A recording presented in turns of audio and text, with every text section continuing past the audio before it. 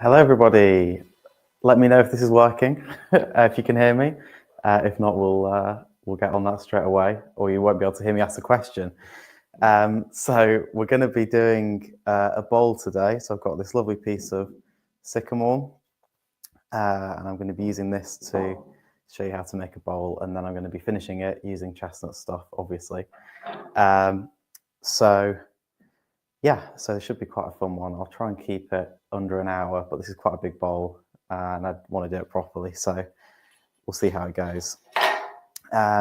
Let me know how the live stream is looking as well. If there's any sound issues or video issues, that would be that would be great. Yeah, because I think we have been experiencing a couple of drops in the video. So if you could let me know if any of those are happening, we will work on fixing it.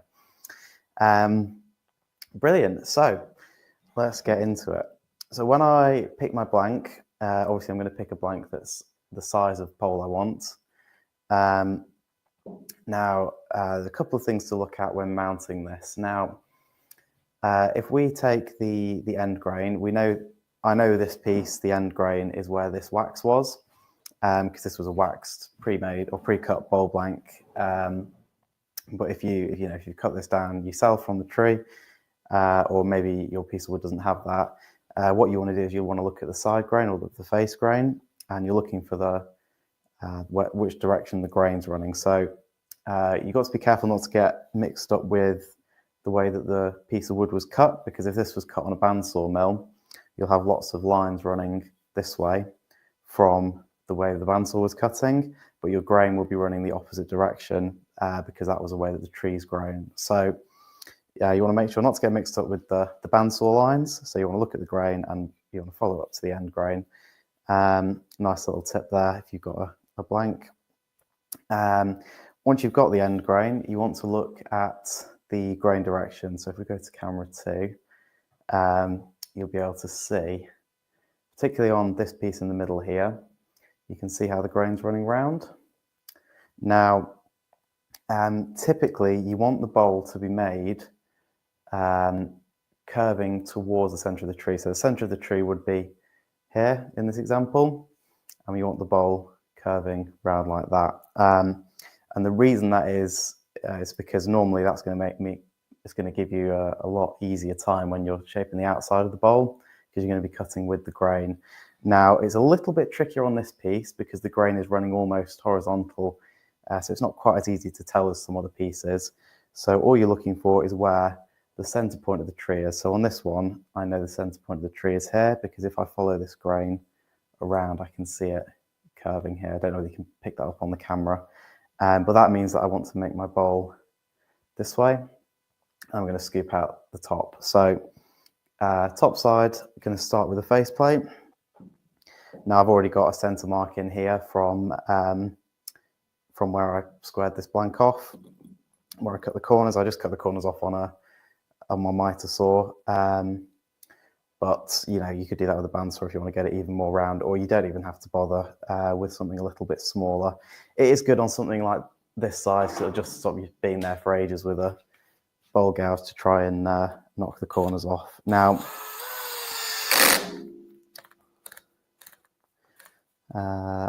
so it's quite important the screws you use for this.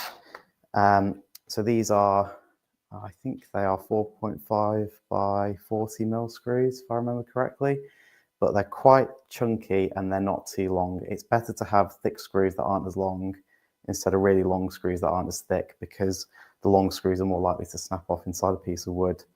And I haven't pilot drilled these as well, which, if you've got a bigger piece and you're using bigger screws, then it is good to pilot drill. Likewise, if you're using a small blank that's more likely to split by running a load of screws into it, you would also want to pre-drill those as well. So, but for something like this, it's big enough it's not going to split, but it's small enough I can use, medium-sized screws without going too deep. So, no need to pilot drill. Now, just a little faceplate on this one. Don't need to get anything too big. If it's too big, then what can happen is it can interfere with the shape if this starts to come down a little bit too much. So I'll thread this onto the lathe. Extraction is getting caught in the way a little bit. That's all right.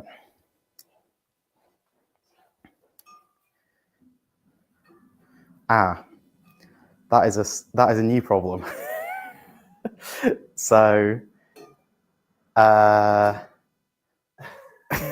Okay, you might have to bear with me on this one because the bowl blank is hitting the lathe. I might have to switch faceplates or grab a faceplate ring. If you bear with me for 2 minutes, cut to a commercial, and I'll be right back.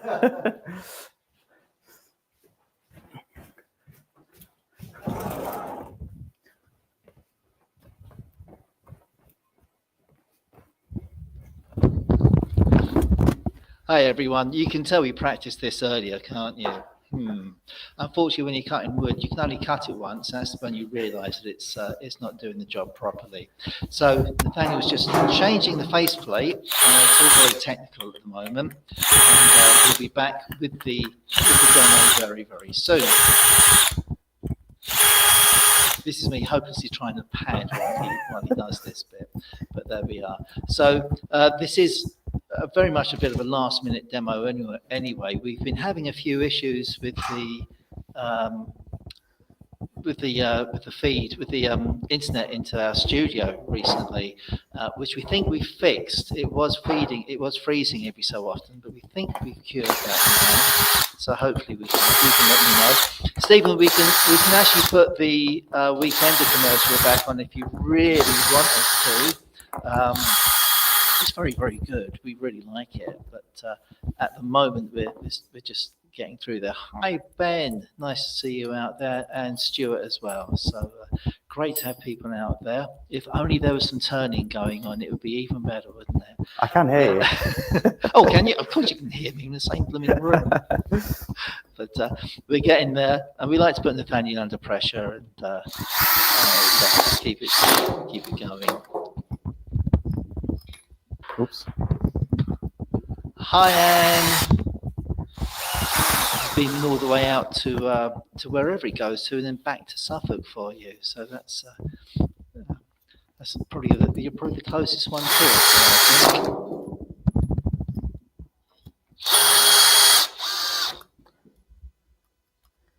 Can people hear me? You can still, people can still hear you. Oh, brilliant! Your microphone's still on. Oh, okay. So feel free to help me out here.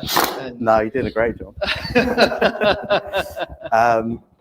Okay, yeah. So what I've done, I think this will probably solve the problem. So I'm going to put the chuck on with a faceplate ring, and the chuck is substantially deeper than the faceplate, so it's going to offset the bowl a little bit more from the lathe, which will hopefully fix the problem of it hitting this.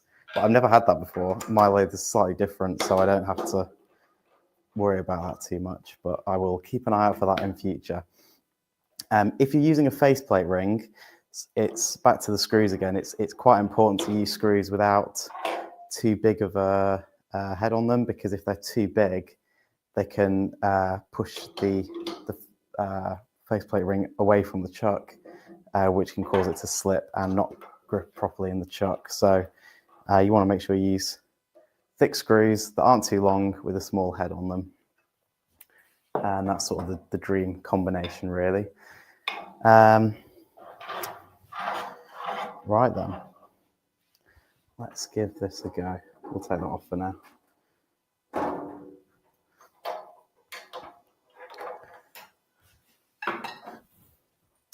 So, got the... Huh? No, it's all right. We don't need it yet anyway.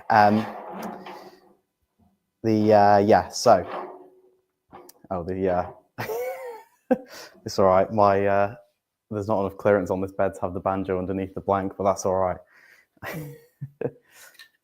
So, a couple of different tools we could start with here. Now, on a bowl, we almost want to exclusively use a bowl gouge. A couple of other tools that we could use, and that we will use at some point, but we will start with the bowl gouge. And I would say 90% of this is going to be done with the bowl gouge. A little bit will be done with a scraper, and a very small amount will be done with a skew chisel. Now, a couple of different size tools. I've got a 3/8 inch bowl gouge here, and then I've got a 1/2 inch bowl gouge here. Main difference with the big one, obviously it's bigger, it's a longer handle, I've got more leverage, so it's less likely to try and jump up, or it's less likely to try and fight me as I'm doing a big cut. I can do a bigger cut with that tool, and also because it's thicker, there's going to be slightly less vibration. So I tend to start with the bigger tool. Once I've got the majority of the wood off, the majority of the corners off, I'll probably switch over to the smaller tool, and that'll give me a bit more control. So turning the lathe on. Not going to start too fast on this because it's quite a big blank, so I'll start about 1000 RPM. And the tool rest is about a centimetre away from the workpiece, and it's a little bit below centre. So I'm going to start with the flute closed and slowly resting the tool on the wood, and then once I've started that cut and I've got a little bit of a shoulder in here, I can start opening the flute, and because the bevel is going to rest on that shoulder, it's not going to try and jump backwards. So start the cut, wait till I've got a bit of a shoulder on there, and then I can open the flute up and take a bigger cut.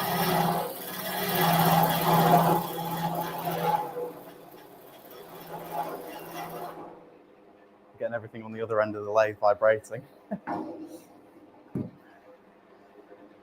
There you go, let's try that.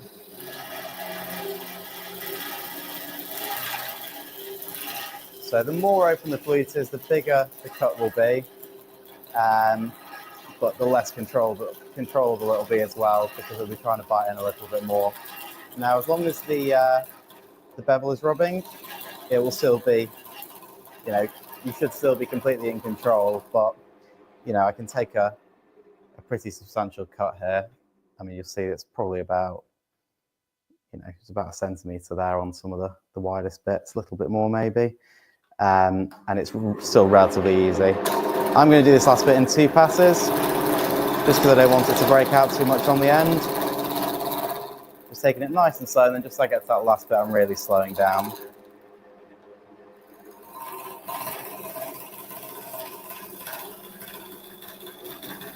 Just get rid of that last bit on there, nice and slowly.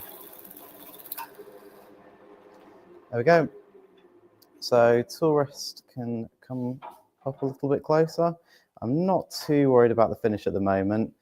I've got quite a nice finish on here. I've got obviously the ridge in here where I did those 2 cuts, but there's still plenty of flat spots on here to try and remove first, so I'm not too worried about that. Now the blanket is a bit more round, I can turn the speed up a little bit. So we'll probably go up to about 1200 RPM with this one.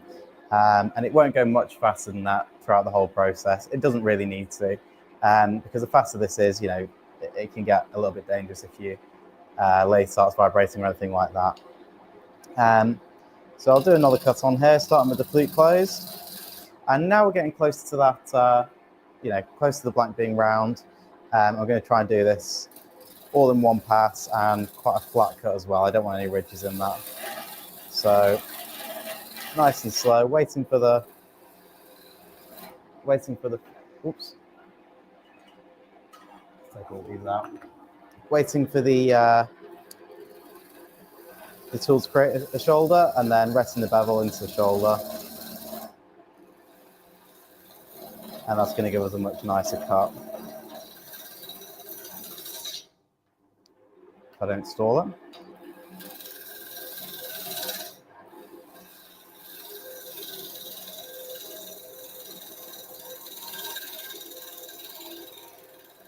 So slowly making my way across and taking a lighter pass here as the wood's a little bit smaller, and then it's going to take a slightly bigger pass towards the end as well.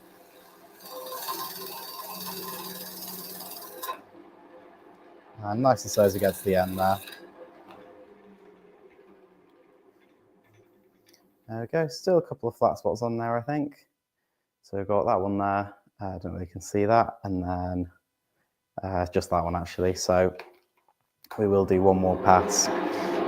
So my handle's a little bit down here. I don't want it too far up, it's not going to cut as well. So I'm going to drop the handle down.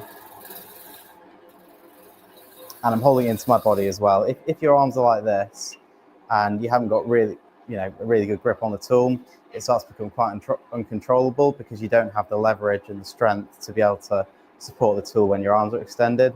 So by keeping the tool into your body, holding the tool tight, and then moving your legs and your body, that's how you're going to get the cleanest and the smoothest cut. So starting the cut there, and take a little bit more off than that, and then letting the tool do the work.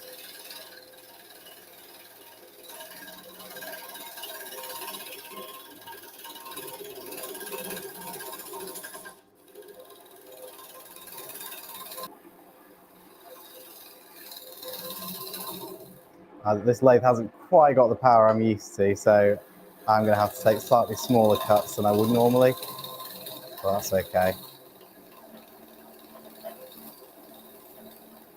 And again, nice and slow as I get to the bottom, or the end rather. There we go. So we've got all those flat spots out now. We've got a nice smooth surface. I'm going to slide the tailstock out of the way. I'm going to swing the tool rest round, and I can now start flattening up the face. Now, in terms of tool rest height, it's quite important because it's going to mean whether it's going to let us get to the middle or not. So, taking that back a bit.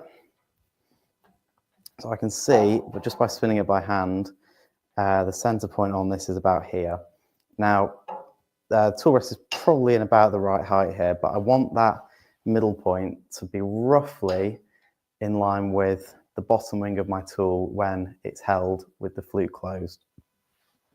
Now, if I point the tool that way actually, so you can see what I'm doing, the bottom wing of that tool, we want to be on the center point. Now, it can be a little bit higher, a little bit lower, because we can move the tool up and down a little bit just to get just to hit that center point, but we do want to be able to reach it without, going all the way up here. So,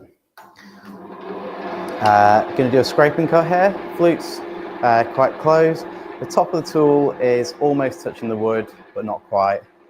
And start in the middle, and then we're just going to come outwards, out from the middle, nice and slow.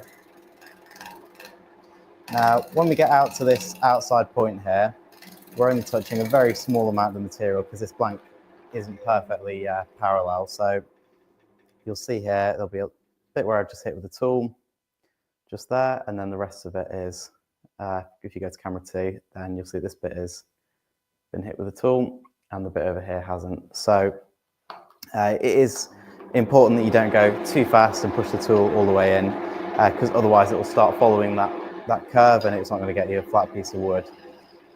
Turning the speed up slightly can help, but you can have the speed as high as you like, and if you're not doing the right technique, then you'll still struggle.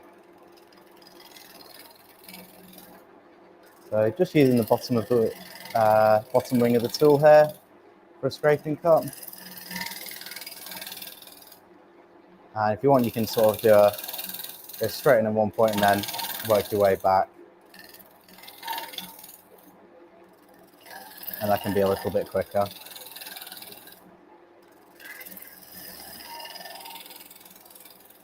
And just working my way towards the center.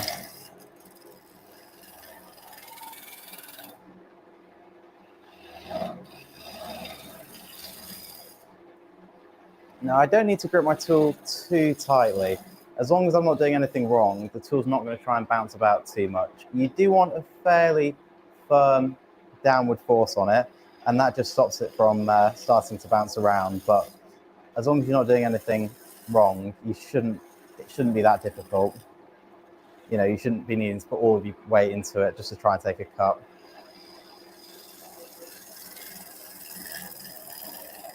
Now I can hear and I can feel that at this point here it's not quite flat, so I'll still do a couple more passes, and I will turn the speed up slightly, only by a couple hundred, up to about 1400. And then just that final pass, really nice and slow.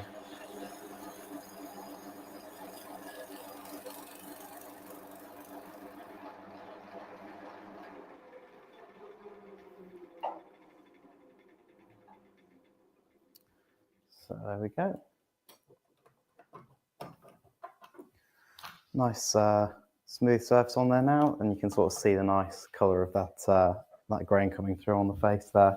Now, I'm using a chuck with this is an Axminster chuck with a set of C-jaws on it, and the C-jaws need a 6 centimetre tenon. So I'll take a pencil and I'll just mark 3 centimetres out from the middle. So that should be a 6 centimetre tenon on there. And that's going to mean, the reason it's important to get that tenon the correct size is because if it's too small or too big, the chuck isn't going to grip it properly. There will be a point where the chuck is, that all the chuck jaws are in a complete circle, and it will have gripping pressure all the way around all the points of the jaws. Now, if the tenon is too big, you might think it will give you a better grip because it's bigger, but what will happen is the corners of each chuck jaw will dig in because the tenon's too big, and that doesn't give you a stronger grip because it can cause weak points. Likewise, if the tenon's too small, the middle point of the jaw will dig in, and that's again not going to give you as good a grip. So switching back over to the bowl gouge, we are going to do a tenon on this. Some people like to do mortises, and it can be good if you if you're trying to do stuff quickly, or you don't want to have to flip the piece back around, because you can finish a mortise and then hold it, and then your piece is going to be finished once you've turned the inside. Now, a couple of reasons I don't like mortises. So the first one is they take up a lot more room on the bottom of the bowl, so you can't have as much, you don't have as much choice with the shape of the piece. The next one is if you go too thin, it can cause a weak point, and it can cause the wood to sort of blow out, which isn't good, especially if you've spent ages. You'll flip it around to grip it in the chuck, and then as you tighten the chuck out, it'll break the wood. And the other one is it's not that much difficult to make a tenon and remove it, and it just looks better, because then if you pick the piece up, you haven't got a big hole in the bottom.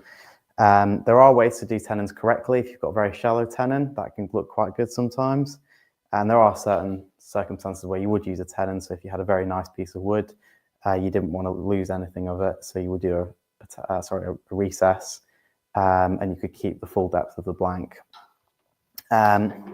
So we've got that mark on there now, and we're going to come back with our bowl gouge, and we're going to start just left of that mark. The flute is all the way closed, and we're just going in, and that's going to start making a little bit of a shoulder in there. Now once I've got that, I can open the flute up a little bit and do that same scraping cut back from the centre to remove some of that material.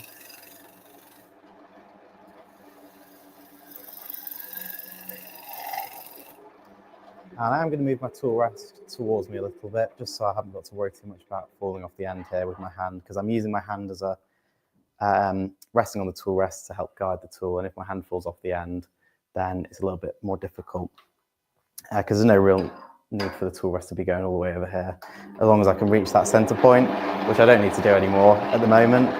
But the tool rest is going to be better over here. So same again, start with the flute all the way closed, and then open it up as we turn into a scraping cut.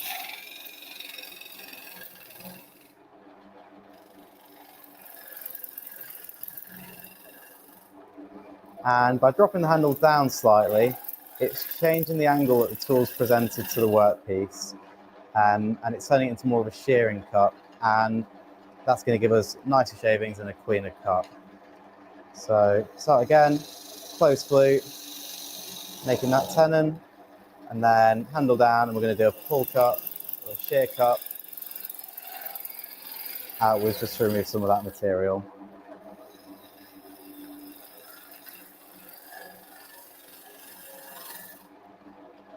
Now we're going to sort of finalise the size of that tenon, so flute all the way closed, turning from the surface, and just taking that all the way down to the base. Now the tenon I've got on here at the moment is about 4 or 5 mil deep.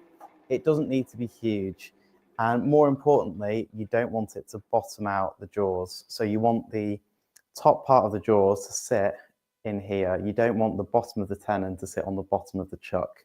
because what that will mean is that all of the strength of the piece will be, or that the piece will be held on by only the strength of the tenon holding onto the wood. So if the tenon breaks off, then the whole piece is going to go flying. Whereas if the chuck is all the way pushed up and it's all the way in that corner there, it's going to have a lot more support because the bowl is resting on the chuck rather than all the force being supported in the tenon. So we'll leave that there for now. We do need to put a slight dovetail in there just to make sure the chuck holds a little bit better, but we'll do that in a minute once we've started doing the shape out here.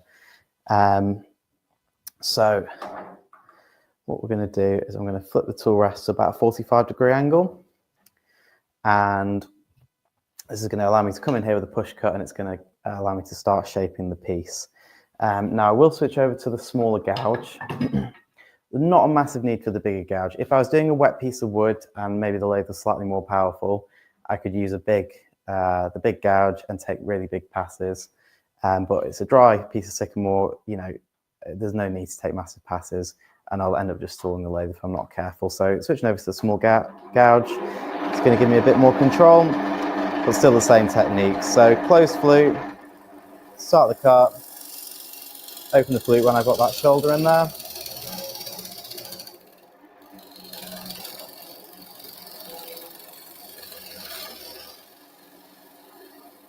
And then just going through and then slowing down right at the end. I'll have to take a slightly smaller cut than that because it is still trying to stall the lathe, but that's not too big of a deal. I'm just going straight across for now.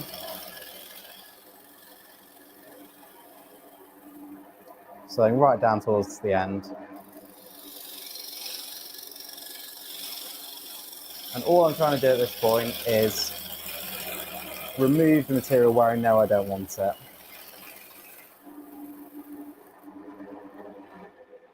So we've got started there. Now I'm going to move the tool rest up a little bit. Make sure it's nice and close. You don't want to be overhanging too much if you don't need to be.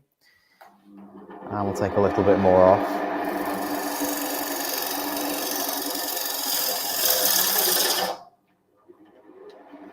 Not quite that much because that's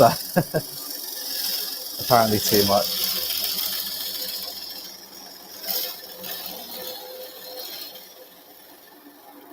And you can see the shavings that I'm getting from this as well. They're nice shavings. It's not dust. It's, you know, they're nice big shavings. If I just grab a handful off the floor, you know, I can pick them up and it doesn't, you know, it's not dust. And that's what you want, because especially if you haven't got a mask and you're demonstrating, you don't want to be breathing all that dust in.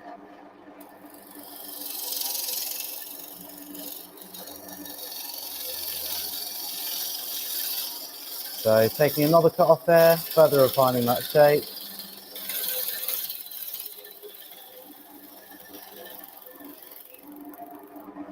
There we go. Now, the shape looks a little bit funny at the moment. Obviously, we've got the three flat faces here, but you know, a lot of people will just round this off, and that'll be their bowl. Now, a couple of things about that. You know, if that's what you want to do, that's fine. It doesn't make a particularly interesting bowl, and it's, you know, very simple. Really good for beginners if you want to just want to make a bowl and practice your cuts. But when you get a little bit more experience after your first few bowls, you might want to look a bit more at shape. Now, if you just make a round bowl or just round these corners off, it's not going to give you that good of a shape. Now, I don't have any examples with me, which I will do next time. I'll remember to bring some. But if we have this going parallel, this top bit going parallel as it is at the moment, what will happen is the bowl will look quite closed because the sides will be parallel. What we want to do is cut the bowl off at the top before this curve goes all the way up and turns vertical, and that'll give us a much more appealing bowl because it'll sort of, you know, invite you in. It'll look like a lot more open. It's not going to look as closed, and it'll just be a nicer piece. Then to make the shape a bit more interesting, rather than having just a curve in here, we could do a curve and then a slight flick out towards the bottom. And that's going to almost make the piece look like it's sitting on a base. It's going to give the bottom a bit more strength. And it's going to mean on the inside we can have a really, really nice curve that goes all the way down and also have a flat spot on the bottom of the bowl without having a flat spot on the inside of the bowl. So you won't have a nice curve going down the side and then a flat spot on the bottom of the bowl on the inside where we've had to flatten it off on the bottom of the piece so it rests against, rests on your table without wobbling. So we'll start by, roughly putting that shape in so that the curve with the flick at the bottom, and then as we get a bit closer to that, we'll have a look at it and see how we can improve it. So I know I want quite a lot more material off here, so I'll start working on there first. So same thing, close flute, start the cut. When I've got the shoulder, open the flute, and that's going to give me a nice cut. A couple of passes on that one, just so I don't stall the lathe.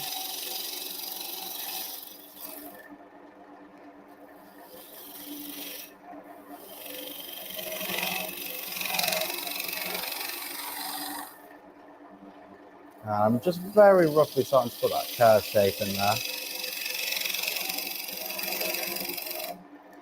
I'm going to switch back over to the bowl gouge just because there's a bit of vibration there. The vibration could be coming for a few reasons. The biggest one being just because this lathe is a little bit on the smaller side. The headstock bearings might not be quite as strong, or the chuck might not be on the all the way up to the headstock as close as it could be, and that could all be causing vibration. It could also be in the wood or in the screws as well. So lots of places for the vibration to come in. So we just want to take nice light cuts, and that will alleviate quite a lot of the issues.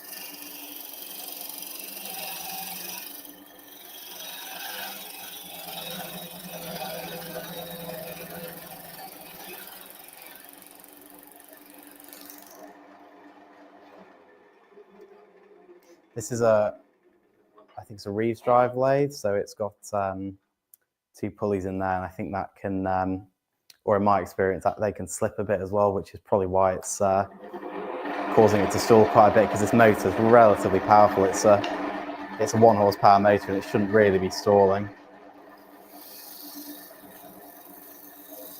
So nice little cut on here, nice and slowly.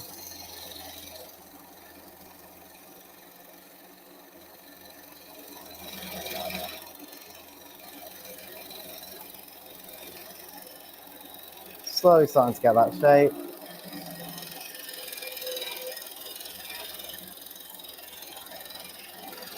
And then as we get a little bit higher, I'm going to start bringing the handle round, and that's going to start curving the outside shape of the bowl. So nothing else is changing. All I'm doing is bringing the handle closer towards me.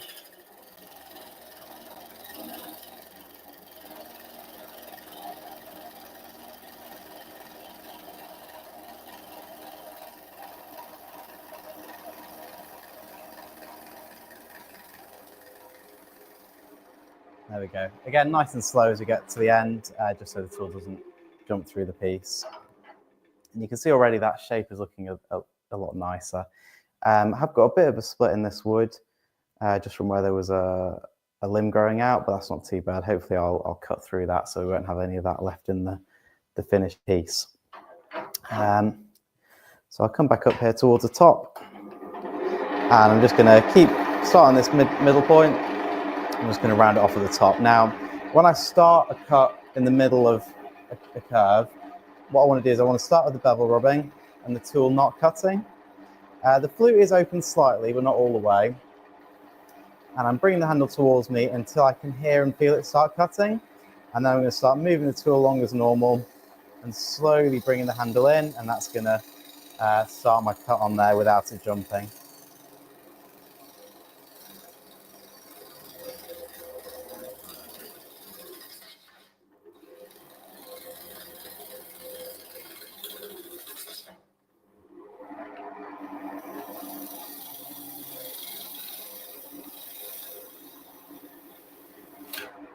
There we go.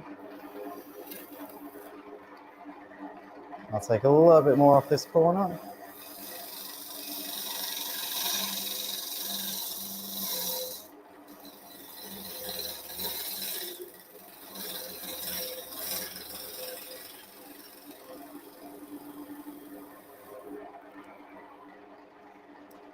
and a little bit more. And then I'm going to start working on this bottom section again.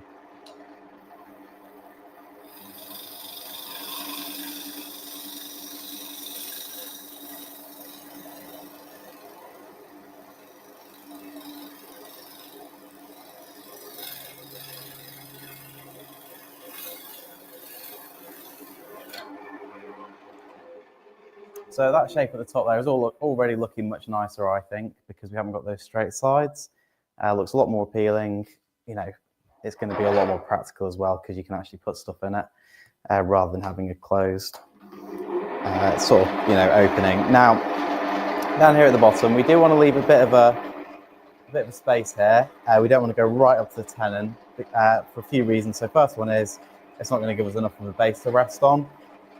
As well, it'll be difficult when we're trying to get in there to the tenon, and it's just going to be difficult to support. So probably going to go into about there at most. I don't know whether you can see that, probably about there. So, whoops.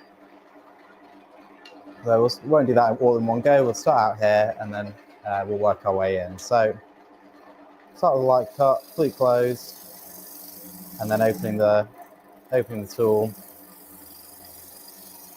when there's a shoulder.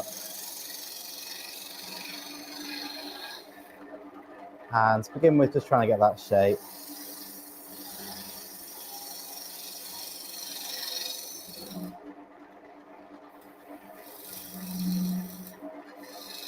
And take a little bit less off there. Do a couple of cuts for that little bit.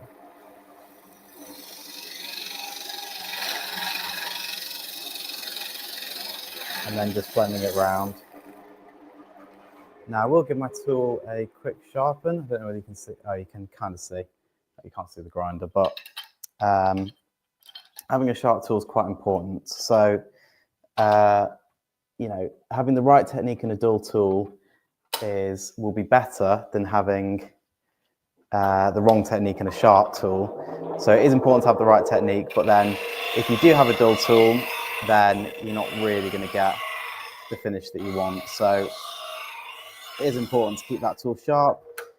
If you have a grinding jig like I have, this is a Tormek grinding jig which I'm using on a bench grinder with a CBM wheel, then it's very quick, and that, you know, a couple of seconds, that's already razor sharp, and that'll mean I'll have a much easier time, especially when I'm doing some of these finer cuts. So flute closed again.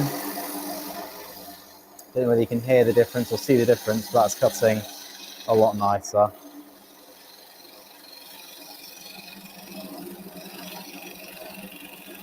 Bring the handle around, and then as we get to that point where the piece starts curving back in, I'm going to start bringing the handle back towards me.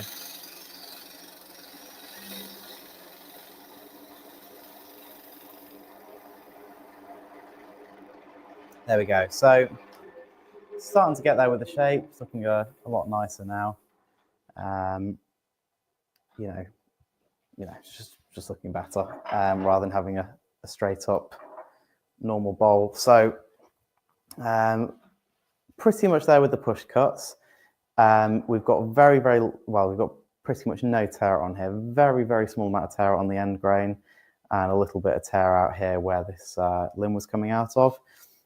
So what we're going to do next, we're going to switch to a shearing cut. So the shearing cut is where we're going to have the tool handle all the way down, and we're going to use the wing of the tool at a very steep angle, and that's going to take a very fine cut and smooth out the surface. So I'm going to start in the middle. I'm going to start with the bevel rubbing, and then take a very light cut. And I don't know whether you can see the stuff that's coming off this. It's very fine.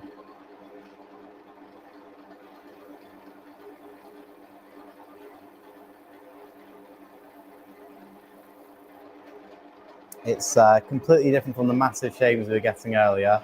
This is really light. There's almost nothing to it.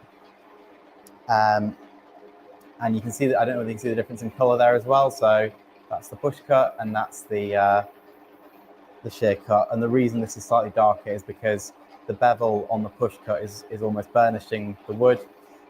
So you might not be able to see it on camera, but I can see that this is a bit shinier up at the top here. where the bevel has burnished the wood. This is slightly duller because the bevel isn't there to burnish the wood, but that's okay. So we're not trying to take a lot of material off at all here. We're just trying to do really, really light cuts.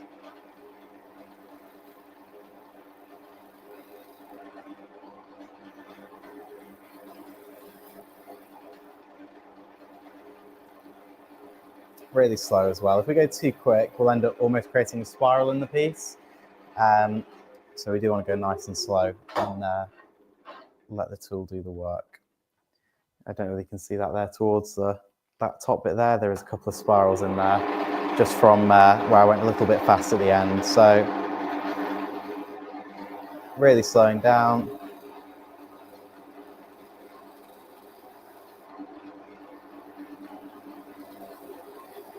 Again, nice light cuts. And then just as we get to the end, really easing off because we don't want it to, we don't want to put too much pressure on and for it to, the tool to get pushed behind the workpiece.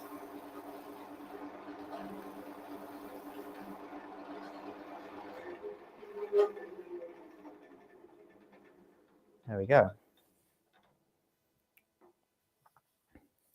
So I'm probably get a little bit better of a finish on there. We'll go over that top bit again.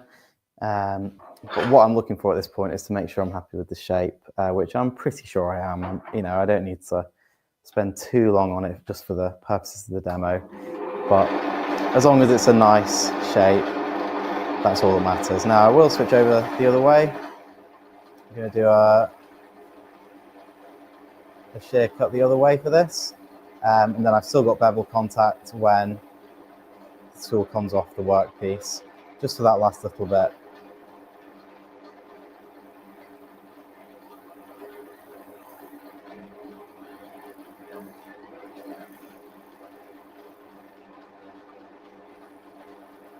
There we go.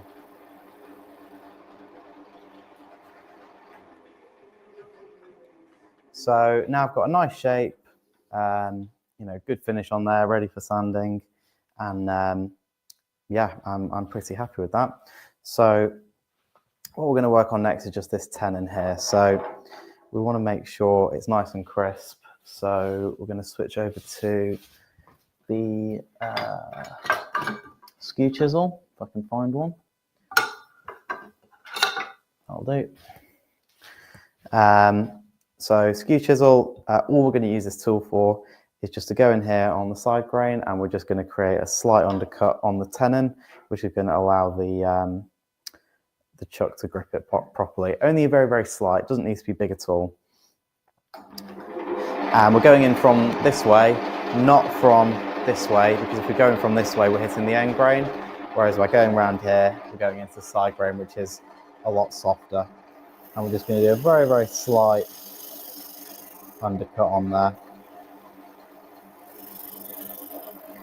That's all it needs. Now, what I'm going to do at the same time, I'm going to make sure that this face here, this shoulder that the chuck's going to rest into, is nice and flat. We don't want that to be too curved. And you see, because the tool's very sharp, I'm getting really nice shavings off there.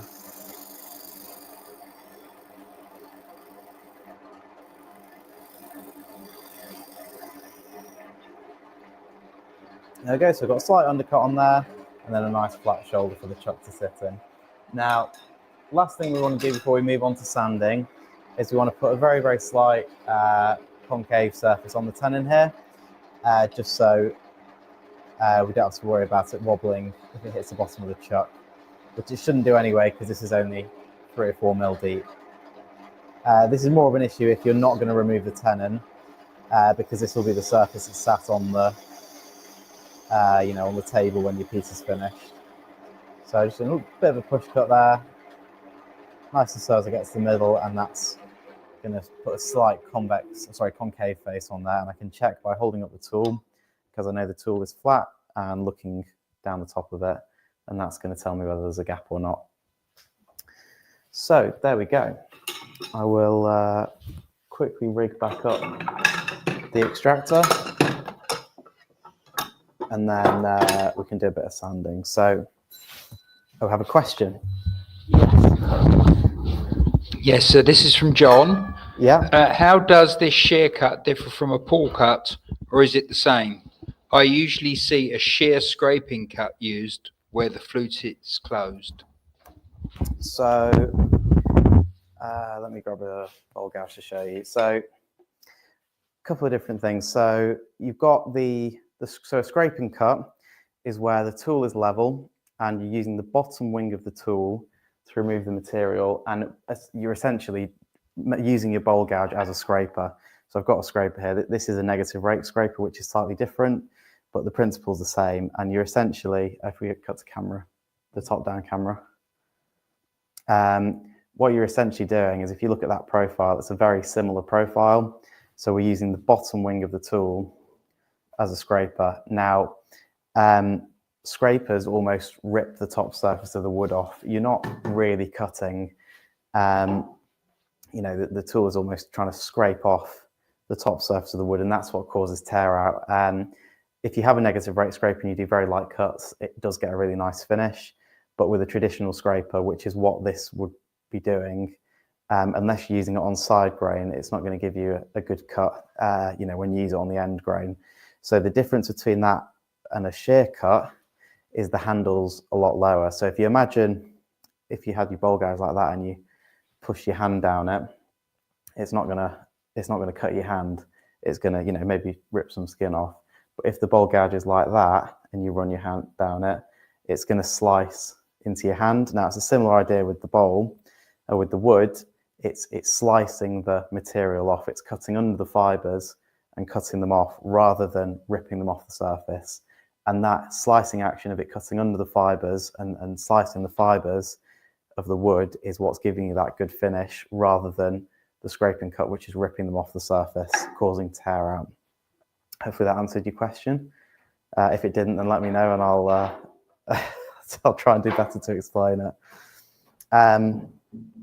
Okay, so for sanding, I always like to take the tool rest out. Banjo can stay on, but I'm going to turn the extractor on for this just so it's not too dusty. Hopefully you can still hear me okay. So I'm going to start off with a bit of the 80 grit. This is the net abrasive, and this stuff is really good because it lets the dust through. So still spinning the bowl forwards. I don't want to spin a bowl in reverse because it's held on with a thread. It's going to try and unscrew itself on the lathe. So Terry's looking at his watch, saying that I'm going too long. So starting with the 80 grit, and I'm keeping the sandpaper moving backwards and forwards, and that's going to mean that I don't end up sanding the ridges into it. If I hold the sandpaper in the same place for too long, it's going to sand rings all around the piece, where the same piece of grit on the sandpaper is sanding a ridge into the piece. Now, you want to spend the longest on here with the 80 grit. Some of the other grits you don't have to spend quite as long, but the 80 grit is trying to remove all of the tool marks, any remaining tool marks, any very minor bits of tear out that might still be on there, and it's giving you a really good surface ready for those higher grits. Let's have a look at that. So again there, not too much more.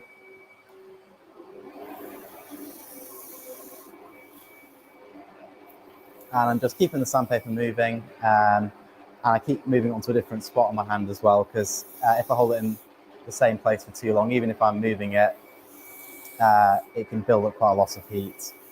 So keeping everything moving.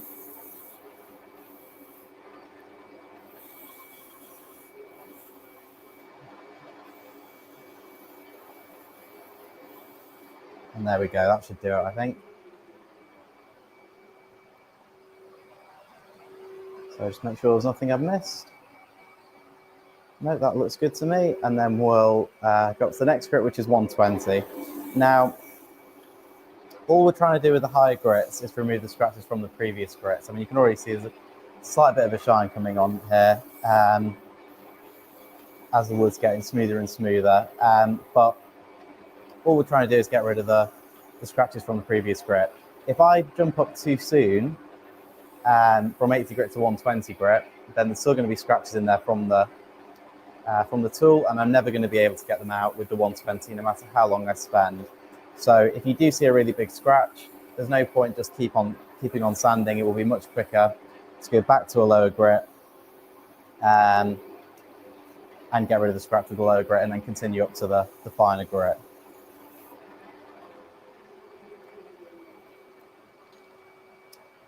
So a little bit more on here. This is a fairly old piece of 120, so it will need a little bit longer.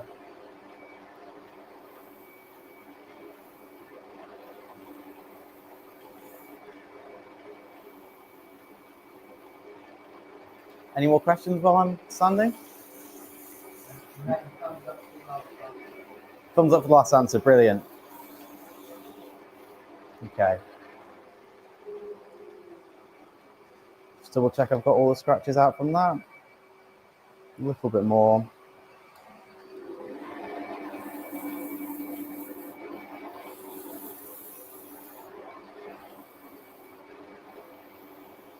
And if you can, while doing this, you do want to wear a mask. If I wasn't demonstrating, I'd be wearing a mask while doing this, just to make sure I don't breathe in any of that nasty dust. But at the very least, definitely worth having an extractor hooked up.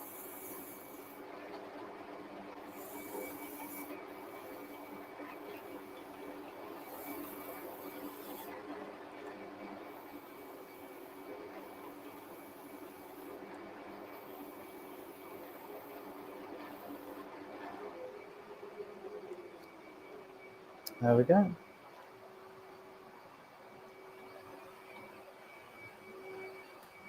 Move on to the next grit, which is 240. Oh, that one's a bit fresher. Still 240 grit.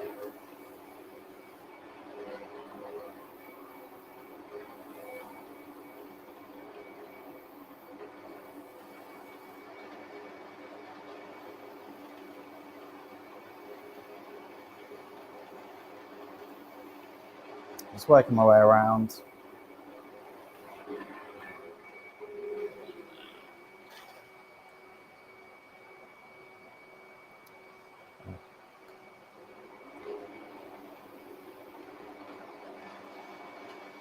Now, I could keep going, for quite a long time on this.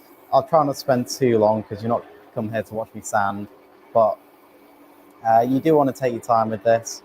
Make sure you get all those marks out because they are going to show through in the final piece.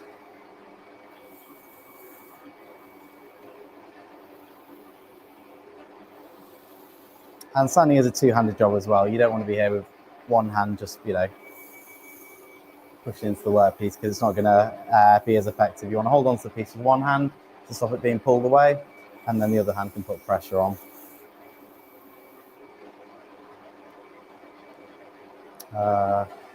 That's the next one.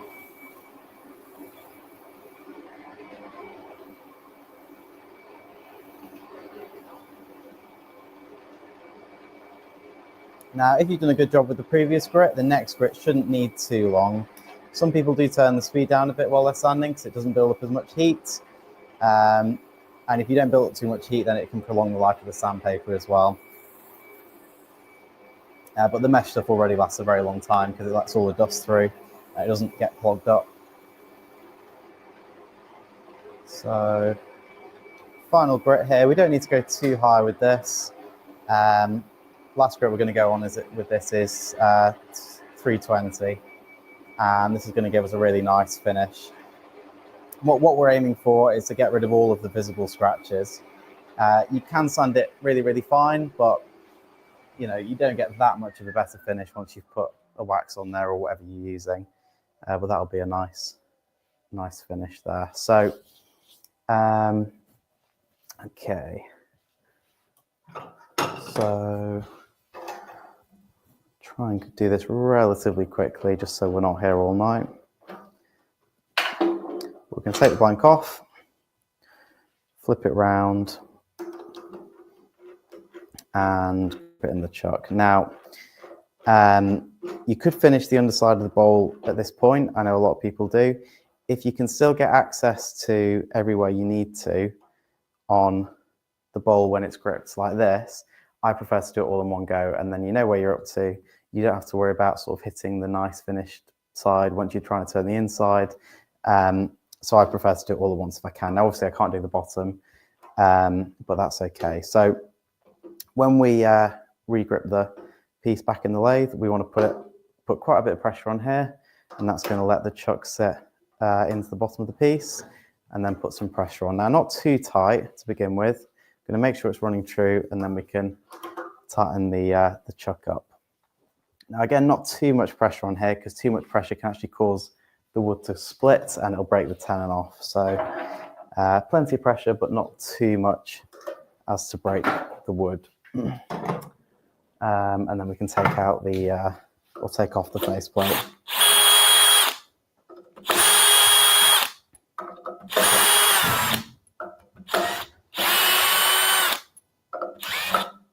Just help if you've got a lathe that has a headstock that locks the spindle, but this one doesn't, but it's all right. So take that off. And then we'll start on the inside. Now, luckily I've made this just small enough that the banjo now goes under the bowl, which is just going to make it a little bit easier.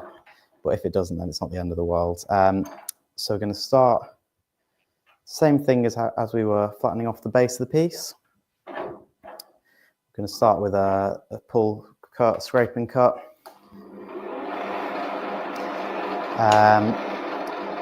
Now, you don't want to put too much pressure on here. This should be relatively flat because we referenced off this face when we did the other side, but there will still be a bit of variation in it.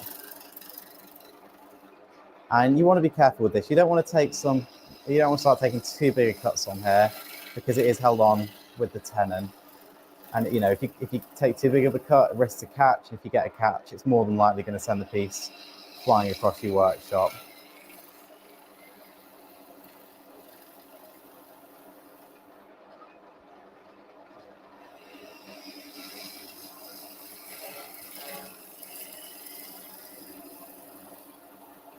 There we go. So now we've got a nice flat surface on here.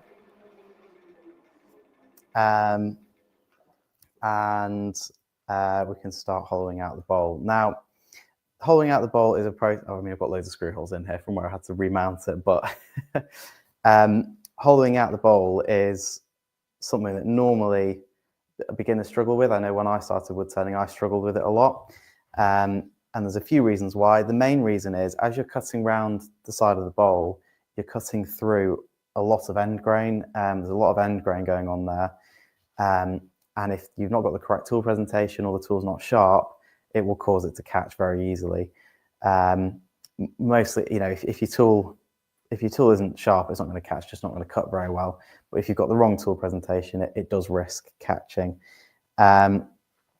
But if you've got the correct technique, if you do a bit of practicing, then you'll be able to get a really clean cut, and it shouldn't take that long as well. So what I'm going to do is with this one, I'm going to start towards the outside. I'm going to leave a bit of thickness for the rim, a bit of material there. Flute's all the way closed, and the flute is pointing towards the center of the piece. And just starting with light pressure to get the shoulder, and then opening the flute, and that's going to get that cut started. Now, I'm not going to make it too big because the deeper I go, the bigger the cut's going to be. So I'm going to flip it over, come a little bit right to that cut, and do the same thing the other way. Flute closed, starting the cut, and opening the flute as I go around. Now I can start, now I've got that started, I can work my way in from the outside, taking a couple of cuts. And what that's going to do is it's going to relatively quickly start clearing away the majority of that material in the middle.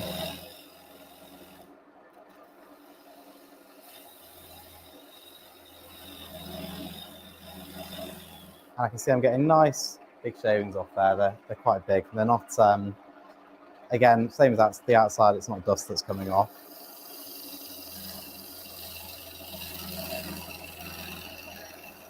So So tool handle is a little bit lower on this, not perfectly parallel. But I'm just going to start working my way in towards the centre.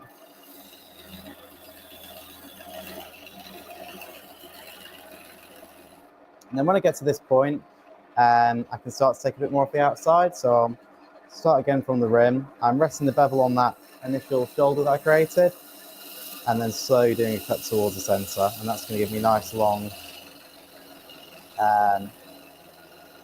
nice long shavings coming off. And it's going to mean I can remove that material relatively quickly.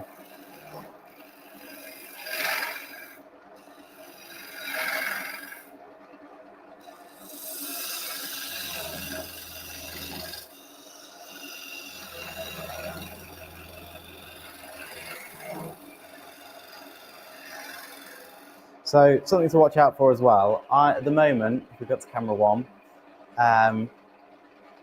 then yeah, lovely.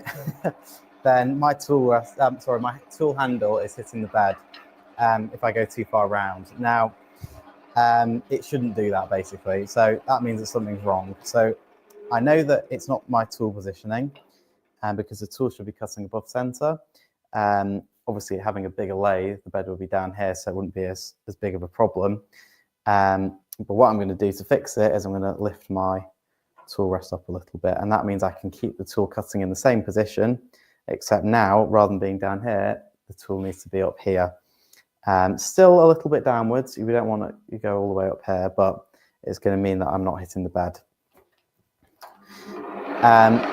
So I've got a little bit of depth in here now. Take the last couple of cuts, and then I'm going to start pouring out more of the centre.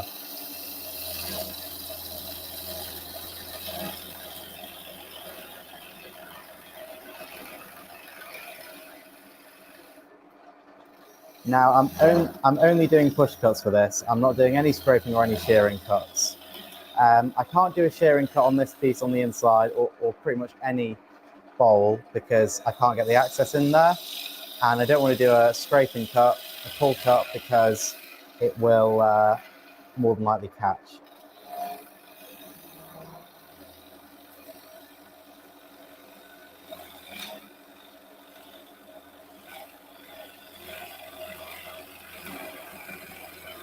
So you might have noticed I've just taken my hand away there, so it's not all the way up against the top, and that's because quite a lot of heat being generated here. There's a lot of material being removed, so I'm keeping my hand up here to start the cut, and then I'm backing it off a little bit, just as the tool gets hot and as all the hot shavings get fired towards me.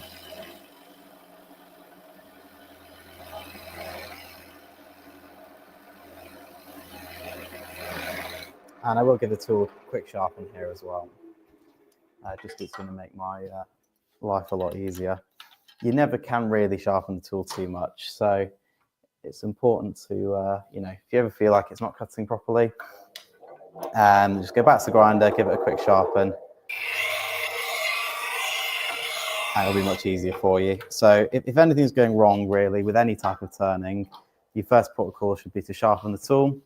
Then if it's still persisting with the problem, then you can look at your technique and see what you can do differently. Because if you've got a dull tool, it's just difficult.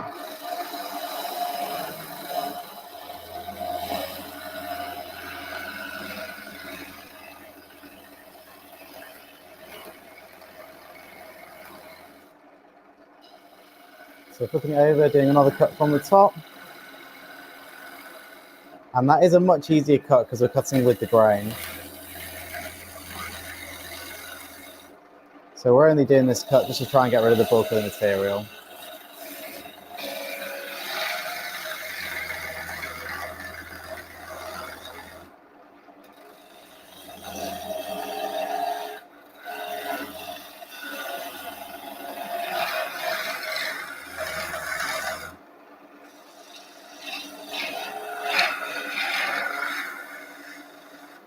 So a little bit of build up here, so just clear some of that out where the dust has got caught.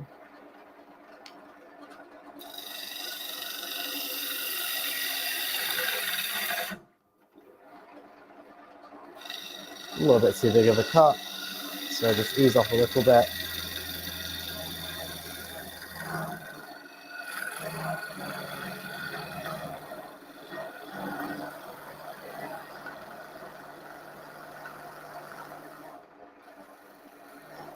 having your lathe on a slower belt or a lower belt speed for this would help, but you can't do this on this. You can't do that on this one, so you just have to make do.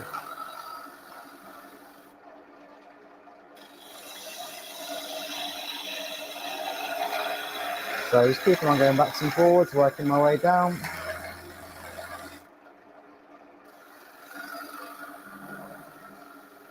Now, when we get to here, there's quite a lot of thickness there. I mean, we've got, getting there towards the final diameter at the top here, but it gets very thick about here, and then it, widens off as it gets lower down. Now, I don't want to take too much out here. I don't want to make it really thin. It can be quite impressive, to make a very, very thin bowl. It can show lots of technical skill, but on something like this, it would just look wrong if it was 3 or 4 millimeters thick. So I'm going to leave the thickness in there, maybe make it a tiny bit thinner than it is now, and then I'm going to work on the face, get the face cleaned up of the rim, and then I can work on getting that final thickness all the way through. So for the rim, I can do a shear cut, so I'm going to drop the handle down and do that shear cut on the face.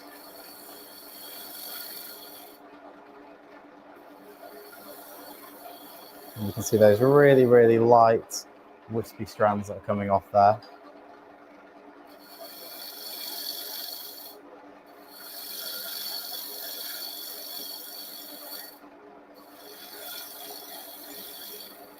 And I put a slight inward angle on this, and that's going to look really nice in the finished piece. You could do a curved rim on this maybe, so have a slight bump on it, but I think the angled rim looks the nicest, especially if we keep those corners nice and crisp as well. So I'll take a little bit more, tiny bit more off the width, starting here with my thumb behind the tool, just to stop it skating backwards. Taking it there to the final width, and then when I've got that shoulder, I can open the flute and start to take that cut. Now, this final cut, I don't really want to be going back to sort of clean it up, because as the bowl's getting thinner, the stresses in the piece are relieving. There's all this material in the middle. Now we've removed it, it's letting all the stresses inside the wood that have built up while the wood has been drying, it's letting them all release. So I can see here, you might not be able to see on camera, but this isn't round anymore. The outside that I turned, half an hour or so ago, isn't round because the wood has very slightly turned into an oval. And that will happen as I take more and more material out of here. So I want to make sure I get this outside point to the correct thickness before I get too far in. Because as soon as I get further in here, this changes shape more. It could also introduce more vibration because the bit of wood down here is thinner. So it's important to get this right before you move on. So I'll take a little bit more off.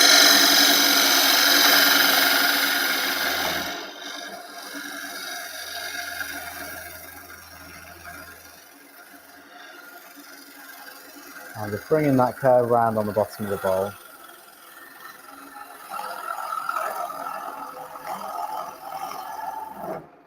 So I've got what's called a relief grind on this tool. So I'm still using the bigger tool. So I don't know whether you can see the back of it there. Is that one better? If I do that. So I've got this primary bevel here, which is the sharp edge, which is doing the cutting. This tool's only got a primary bevel. This one's got a secondary bevel. So the primary bevel is what's doing the cutting, and that's what you need to be accurate. The secondary bevel is just to remove the material from the heel. And the reason you want the material from the heel removed, especially on bigger tools, is when you're going round the inside of a bowl, the heel will rest on the bit that you've just cut, and it will push the tool out. And what can happen as you're starting the cut, the bevel's rubbing, and as you're coming round, all of a sudden that heel will drop in to where the cut is that you've just made, and that will change. That will give you a ridge in the rim of the bowl where it's jumped, sort of the tool's bumped over that the heel. So it's good to have a relief grind on there. Makes it a little bit. It makes the problem not as bad, and then you can sand out any very minor bumps that happen in there. So checking the thickness now, it's good to about here, and then it gets a little bit thicker. So just work on that a little bit more.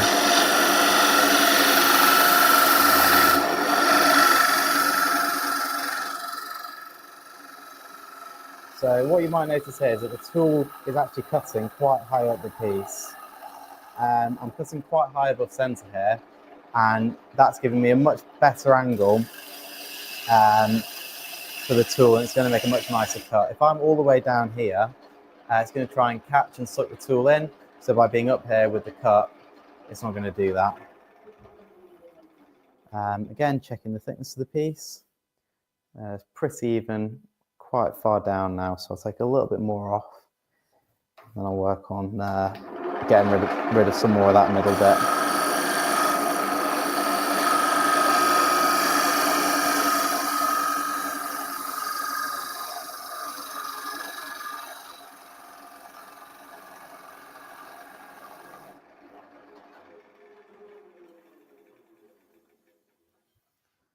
Almost there now. A little bit more.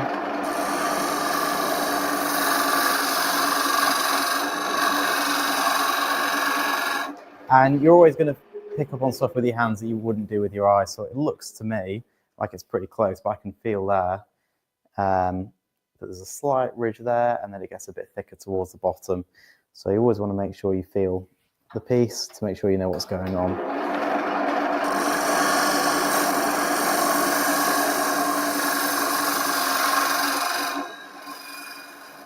There we go, so I need to take a little bit more of the centre out now.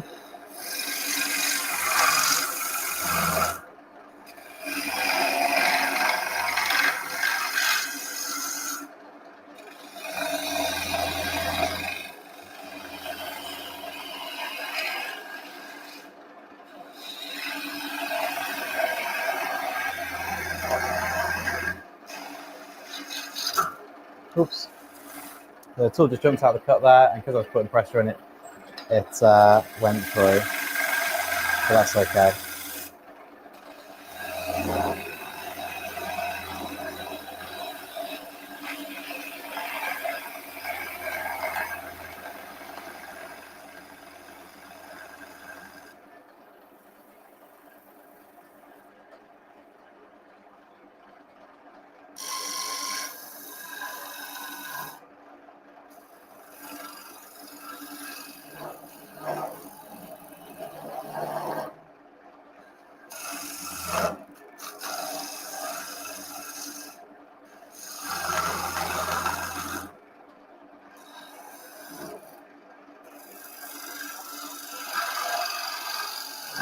So those who are trying getting that vibration, I'm just going to take a slightly lighter cut on there. And I shouldn't get as much vibration. I am going to move the tool rest up a little bit, just because it is getting quite far away now from that bottom bit in there. And because now the lathe stopped, because I've been doing a push cut, we can see the finish on the inside here, and it's a really, really nice finish. There's almost no tear out. Well, no, there's none that I can see. So I think this is pretty good. It's only right at the bottom there that it starts to get thicker.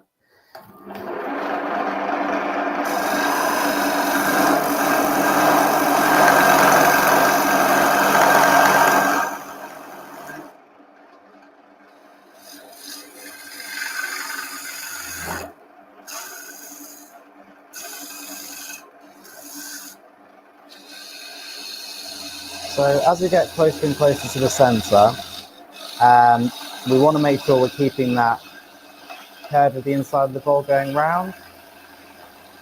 We don't want to have a flat spot on the bottom. And what would be even worse than a flat spot is if the centre of the bowl was higher than the bit around it. So if it curved down nice and smooth and then it had a bump in the centre, that's not what we want. So we're going to keep an eye out for that, and obviously checking as well that we've got plenty of thickness here. And if we cut to camera 3, you can see that if we follow the curve of this bowl around, there's enough here in the base, because we did that slight curve back, that there's not going to be, we're not going to go through the bottom of the piece.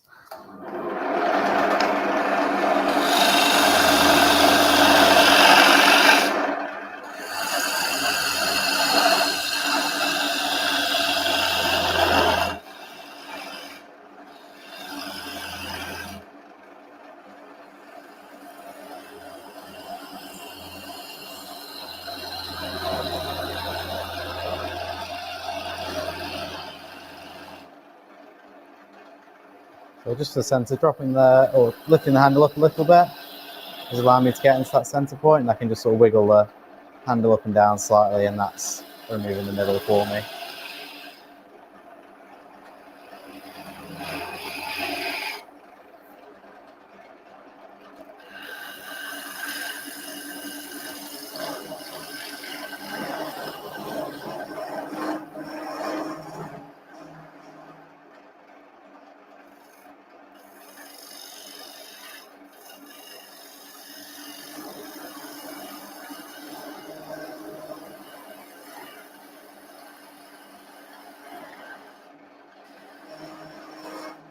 I'm probably going to have a look at the lathe after this live stream just to make sure it's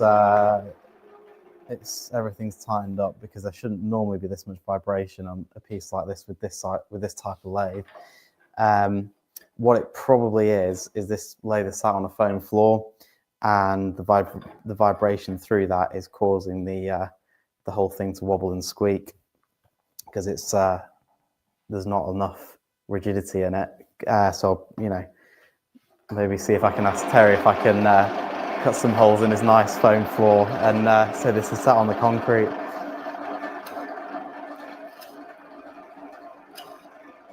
So just give that a quick sharpen.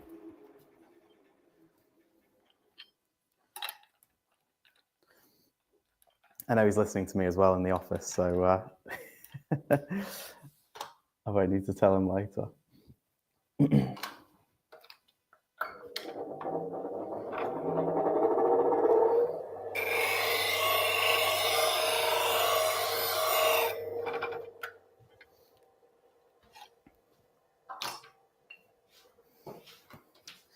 So a nice sharp tool there should make that a little bit easier.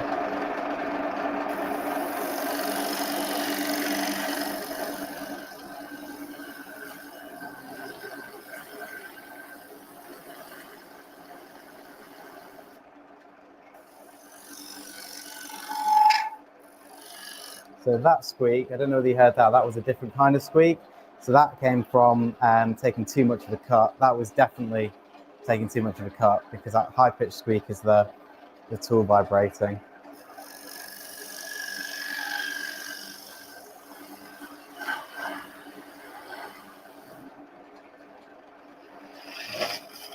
And there's a couple of different types of squeak you can listen out for. So there's a couple of different sounds that you should be looking out for, especially when you're holding out the inside of a bowl. Now, you've got chatter, which is arguably the worst one, and because if the bowl is got, you know, vibrating, if there's chatter in it, that's going to destroy your finish, and more than likely you're going to end up with loads of diagonal lines on the inside of your piece where the bowl's been vibrating. And that will generally come in the form of a very high-pitched squeak as the bowl is flexing and the bevel of the tool is bouncing on and off the wood. Now, if it's a low sort of rumble, that indicates more, rather than the incorrect technique, that could indicate taking too much of a cut. Taking a lighter cut will definitely help, but it won't get rid of the root cause of the problem. It could be because the tenon of your piece isn't correct and it's not being held in the truck properly.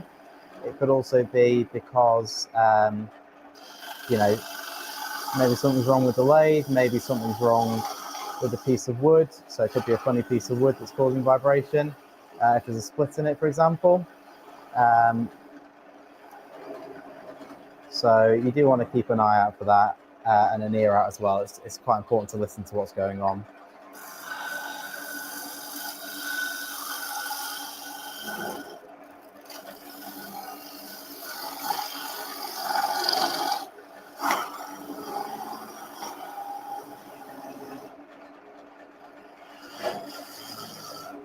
So a little bit of a scraping cut there on the bottom isn't going to do it any harm, because I am cutting into side grain there. So there we go. Move the tool rest in a little bit.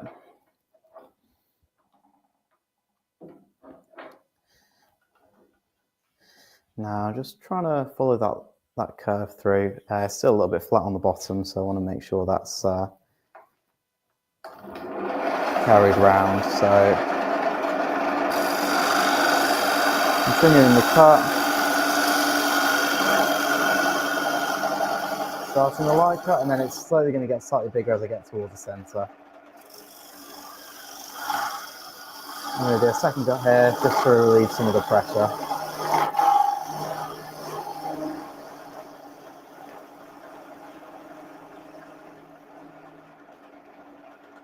And really slow as we get towards the middle. Now, a little bit earlier, you heard me say about having the tool handle quite low and the cutter quite high, or the cutting edge quite high. As we get towards the centre, we're going to start dropping that back down. So we're going to start lifting the tool handle up, and we're going to aim for that centre point. And as long as we go nice and slow,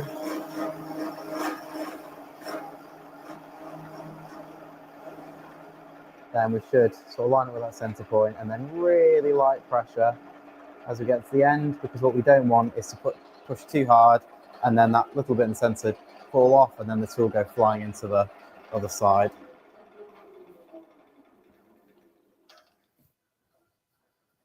So almost there on that curve.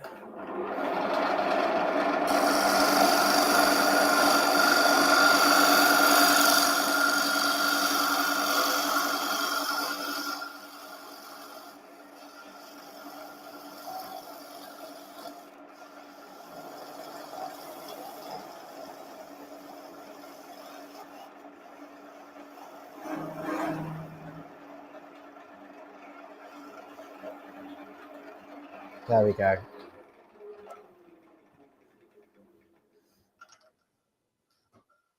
So I've got a nice curve on there, still a little bit flat on the base. So I'm just going to sort of feel where that's flattening off and then go back in with the tool.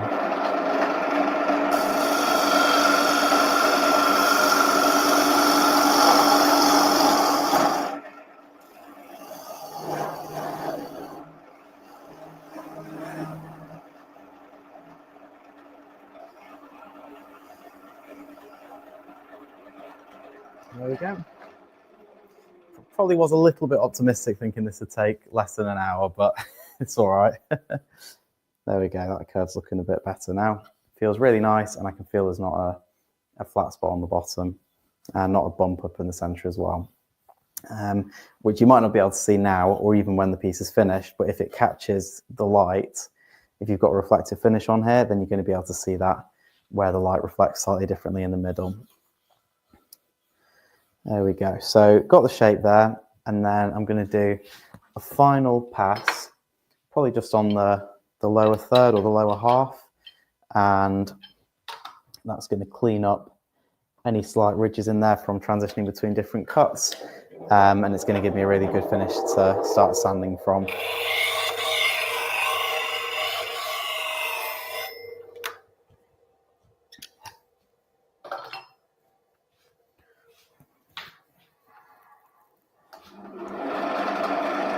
So bevel rubbing first, and just taking a really light cut. I'm just going to follow this all the way down.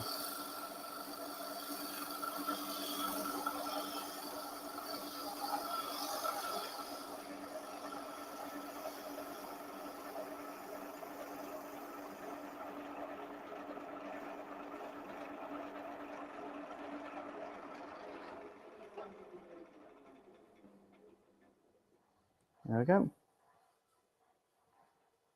A little bit more off there.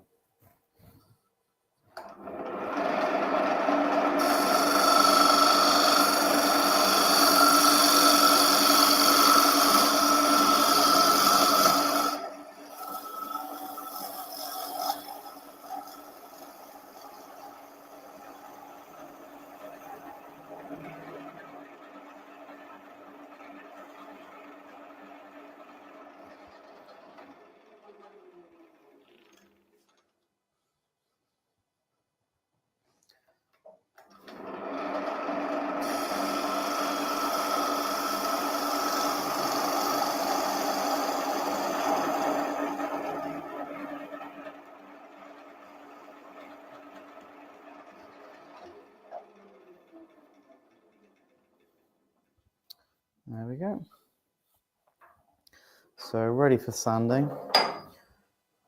Start again with the 80 grit. I'll turn the extractor on.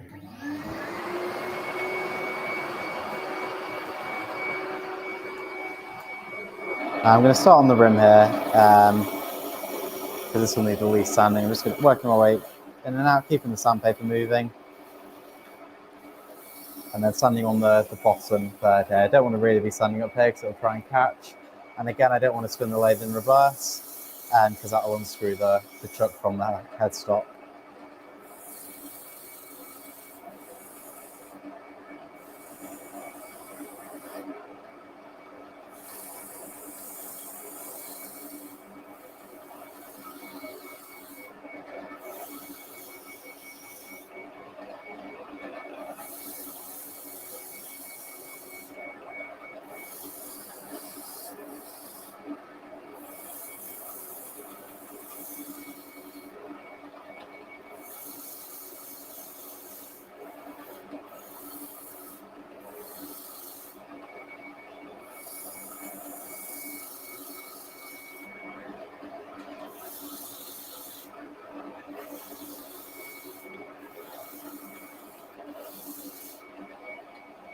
So again, keeping the sandpaper moving. Don't want to leave it in too long, in the same place for too long, because it'll sand scratches in there. And it'll be the longest with the 80 grit, just to get rid of any tool marks and clean up any bumps in there.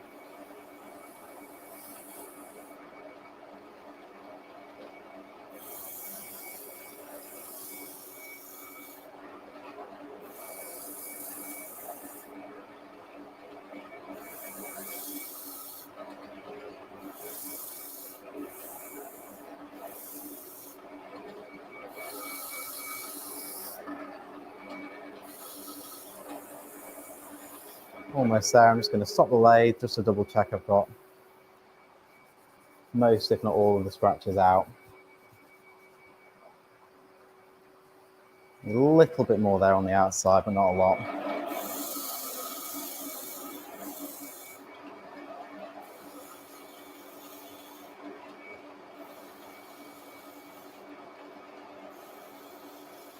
So the vibration issue that I was running into earlier has never really been discovered before, because this has never been used for anything other than finishing, basically. Because when Terry does his demos, you know, it's only sanding and finishing that happens really.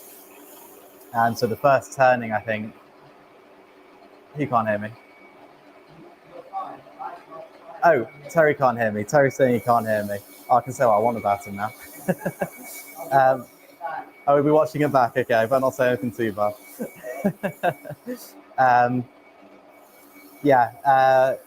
When this lathe is normally used, it doesn't really do a lot of turning normally. This is probably the most turning this lathe has ever done in one day. Almost certainly, actually. I'm getting funny faces. Certainly the messiest it's ever been.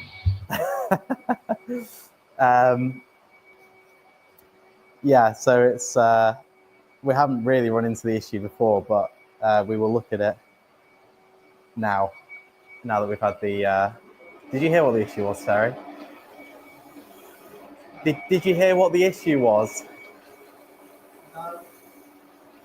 So there's quite a lot of vibration on this when taking cuts, because it's sat on a foam floor, because the foam is just vibrating.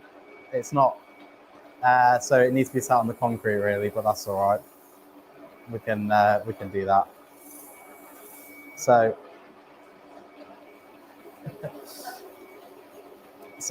working my way around with the 120 now, just trying to get rid of all the scratches. Hopefully you've not all fallen asleep by now with me sanding.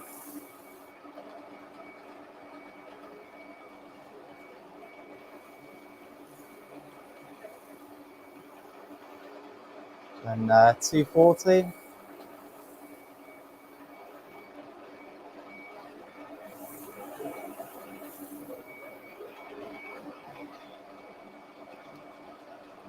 And 320.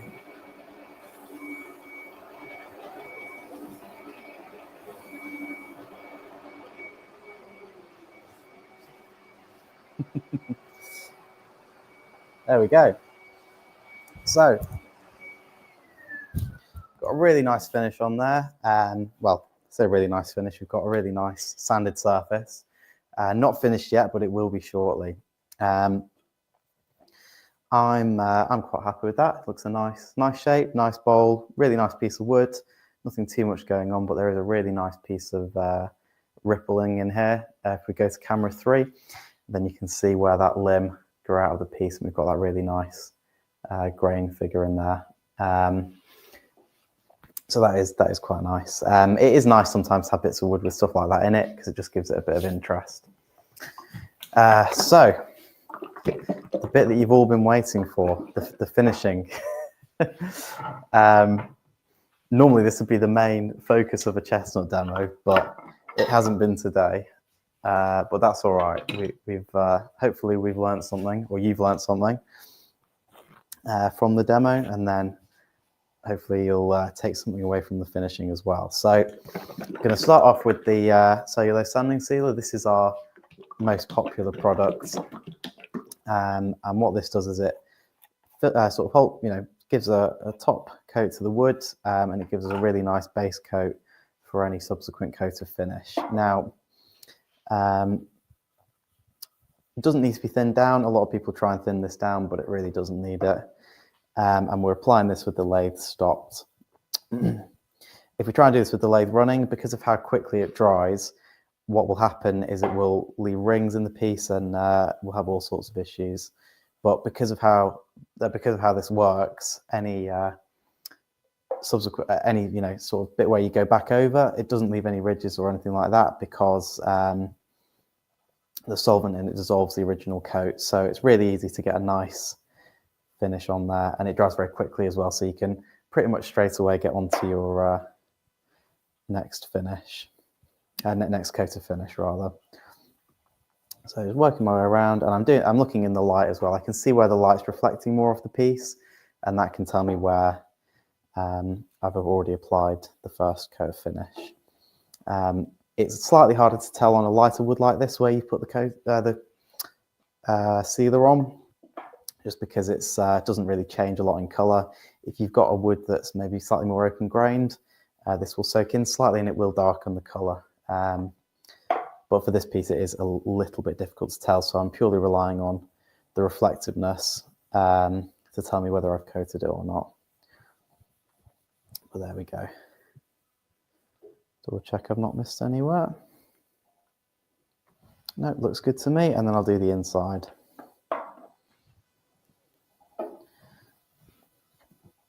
So again, looking for the light reflecting.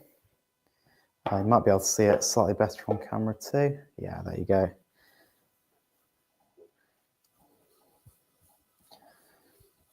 Working my way all the way around.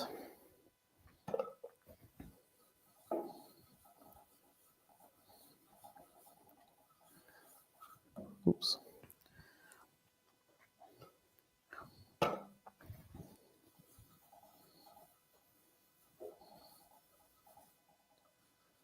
There we go. And then some on the rim as well, obviously. Want to make sure we don't forget that.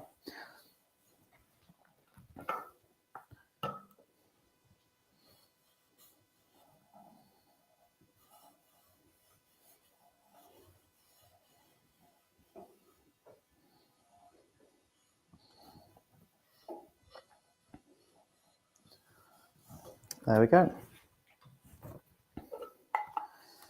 And I'm just going to wipe the threads on the top of the bottle, and that's going to mean that the plastic cap will come off really easily next time. So that sanding seal will already be dry now, because of how quickly that solvent evaporates. I can touch that, and there's no, there's nothing that's still wet on there. I am going to use some of the Nye web pad next, because the sanding sealer does leave. It raises the grain maybe very slightly, not so much on this piece, because it's quite a dense wood. It's a piece of sycamore. I can't remember whether I mentioned that, but it's a piece of sycamore. But we have got a little bit on there where the cloth's gone on. It's left slight high spots, so the orange Nye web pad is going to get that off. Put my safety glasses back on. I'm just going to use this almost like a piece of sandpaper, and it's acting as a very fine abrasive, so equivalent to about 1,000 grit. And you can already see that's really shining up the piece there.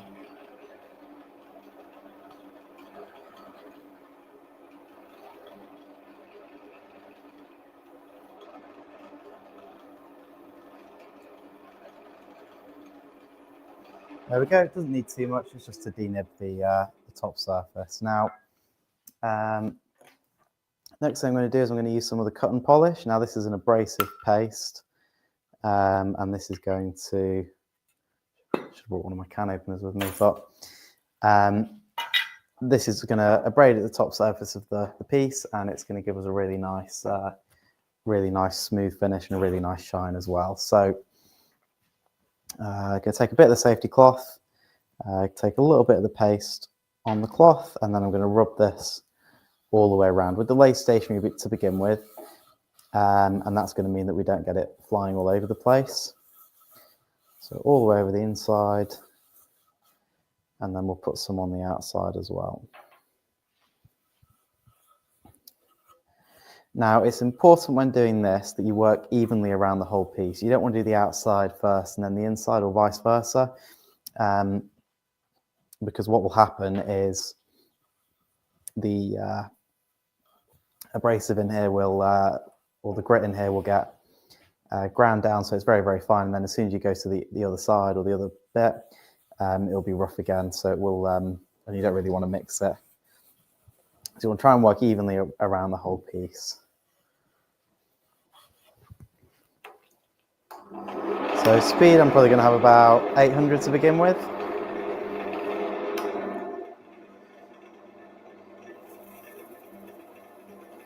I'm just going to start working it in and working my way around. You can see already that's starting to bring it back up.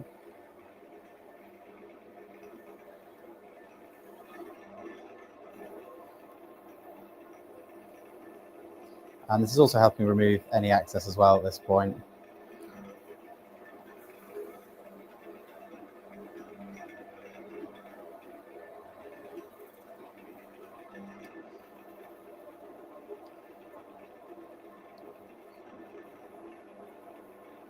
Just being careful as you get to the bottom where the chuck's spinning. I'll turn the speed up slightly, so it gets about 1200.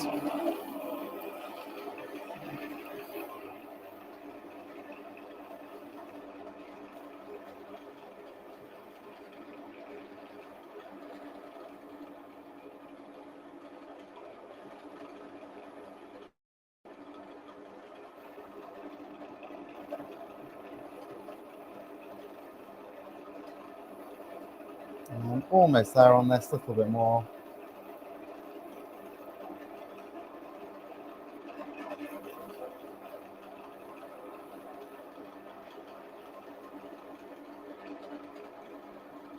And this is going to give us a really, really nice base coat for our final coat of wax.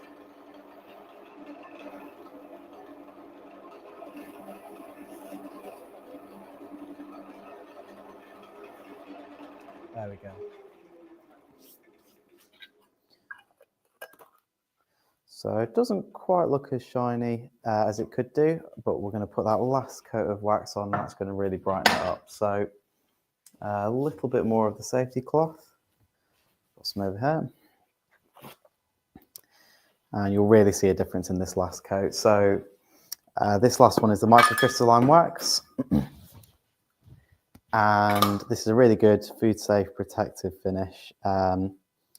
That's going to give us a really nice shine on the piece. So a little bit on the cloth. And we're just going to work it around.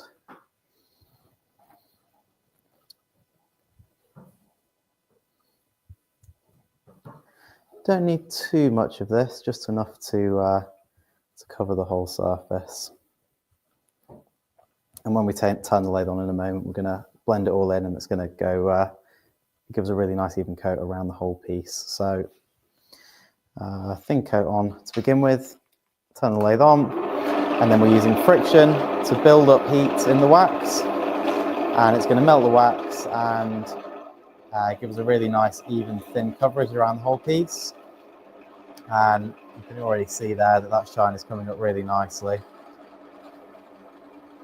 And this initial application is also helping buff. It's starting to get the surface ready to be buffed. But the final buffing, we want to leave the piece to dry. And then we're going to go on with the same cloth after we've left the piece. And it's going to bring it up to a really, really nice shine. So you can already see that shine coming through. And this is one of the reasons why the microcrystalline wax is one of my favorite finishes, because it gives you that really, really nice shine. You can skip the cut and polish on this one, and it will give you a very similar look, just with the microcrystalline wax and the sanding sealer.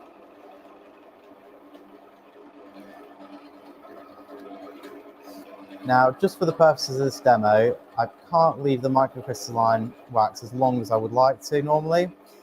If you're at home doing this in your workshop, you know, you maybe go in, have a cup of tea, have a break, and then come back out afterwards to buff the piece up. But we'll give it a couple of seconds here while we're waiting for that to just dry. Has anyone got any questions? If they do, then let me know. But when this is dry, all the solvent's evaporated, we're going to go back in with the same cloth and buff the piece up. And the reason we use the same cloth is because the wax on the cloth dries. I've got to get this right because Terry's sat over there. The wax on the cloth dries and the wax on the piece dries, becomes a lot harder. And then by putting very, very light pressure on with the cloth, not building up too much friction because that'll remelt the wax and it'll go dull. That's those two sort of shiny surfaces from the dried wax on the cloth and on the piece are going to basically, you know, polish themselves up to a very, very high shine. So we'll give it a little bit longer, and then we'll turn the lathe back on, and then very, very light pressure, especially because the wax probably hasn't had as long as it needs, but very light pressure, and you should immediately see. You might see you probably see on the outside a little bit better. Oh, there you go. You see that really nice difference in shine.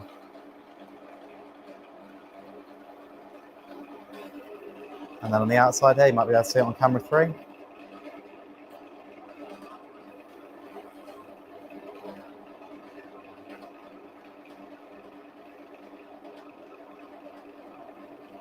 that's really brightening it up. I'm getting a thumbs up, so it must look all right. And there we go. So that is the majority done. I will quickly take this off.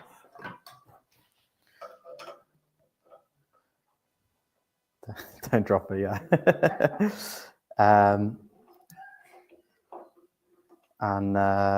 We'll very briefly, I'll make it quick, but we'll very briefly flip this around and remove the tenon. So that's the main bowl completed.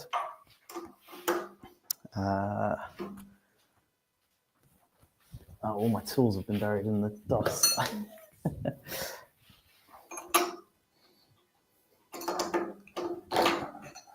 And I will pop a push plate on here, and we can finish up the bottom of this piece and get rid of the tenon. Now, for those of you who haven't seen a push plate before, it's very, very simple. It's a piece of MDF screwed to a faceplate.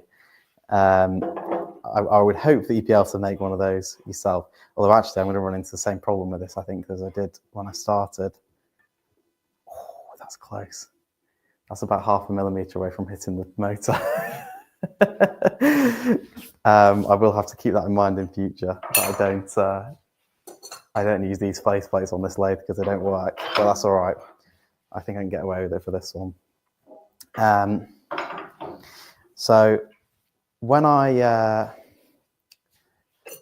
did the underside of this bowl, when I formed the tenon, before I'd hollowed out the inside, I left a very tiny mark in the center. And what that means is now I can use the tailstock, align it to that center point, and just use pressure to hold it up against the push plate. So I will line that back up in there, and then put pressure up on the headstock, and then I will double check that it's aligned before tightening it in. But this is going to allow me to get in there to finish up and clean up almost all of the base.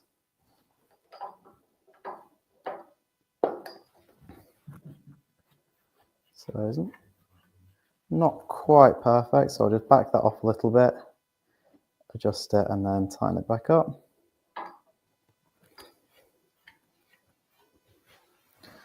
So a little bit more.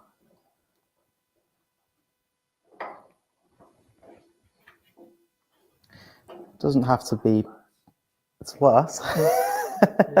There we go, that's better.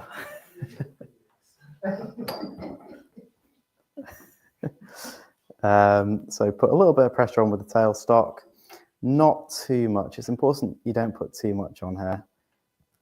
What's happened there? Okay, that'll probably be all right. For some reason that's tight, which is a bit worrying, but it's okay. We don't need too much pressure with the tailstock. We do want enough to stop it going flying because there's nothing to hold it on at the top here, but the center point in there will stop it going anywhere. Now this is a ring center, which I should have shown you before I tightened it up, but it's basically got a tiny point in the middle and then a ring around it, which means it doesn't leave a massive hole in the bottom of the piece. So I'm going to get my 3/8 bowl gouge. And this is going to allow us to get almost all the way in here and clean up as much of the tenon as we can. So speed on this is going to go down. So probably go down to about there. Just turning this down before I turn the lathe on because I don't want it to ramp up to high speed as soon as I turn it on. There we go. Okay, that's the slowest this will go. So we're going to do it at 860. Now, we want very, very light cuts here. Not too much pressure at all because this isn't held on by a huge amount. And rather than doing a push cut from the outside to the inside, we're going to go from the bottom up towards the rim of the bowl. And that's going to push the pressure into the headstock. So very, very light cut. And I'm being careful as well not to touch out here. I don't want to touch out here because I know this is parallel and that's going to sit nice and flush on a table. So very, very light cuts. Past the point of no return now because I can't remount this on the tenon. You could use button jaws to do this, but button jaws are quite expensive, and if you don't do this very often, it's not worth the investment. So push plate, you know, probably make a push plate with a piece of MDF that costs a couple of pence. So it's definitely a more budget-friendly option.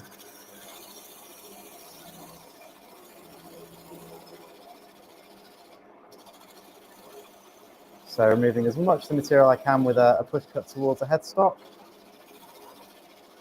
And then I'm just finishing off the very, very last little bit with a push cut towards the middle of the piece.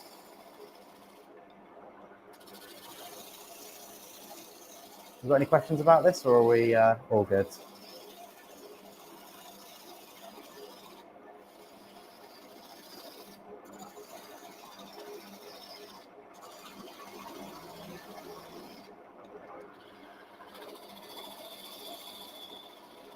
And when I do this at home in my workshop, although I do have a set of button jaws or a couple of sets of button jaws, I do still prefer to do a push plate for the majority of the time because it's just so quick and easy. If you've got a set of button jaws, you've got to spend 5 minutes on loosening all the buttons, changing them to the right diameter, just to find that you put them on in the wrong hole and you've got to take them all back out again and move them one space. So this is a lot less setup time.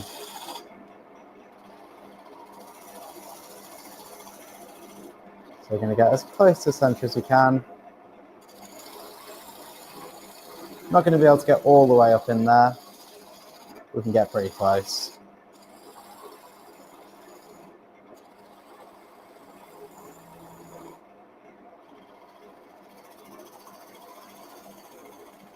I do just want to briefly check that that's nice and flat, or at least very slightly concave,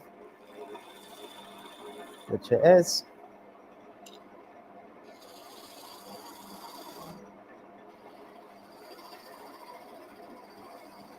A bit of vibration here, so the vibration is coming from the piece not being completely stable against the headstock, but that's okay. Could be because this piece of MDF is slightly warped as well, but that's not a big problem because this is going to be cut back anyway. It's only this outside edge that the bowl's going to be sat on. So we want to get as good a finish as we can. So we're taking a light push cut. And this is one of the reasons why we wanted to leave a bit of a flare on the bottom here where it curves back out, because I now don't need to worry about going through the bottom of the bowl. If you put all this work into a bowl, the last thing you want is to make a hole in the bottom. Everyone's done it, I'm sure. I certainly have.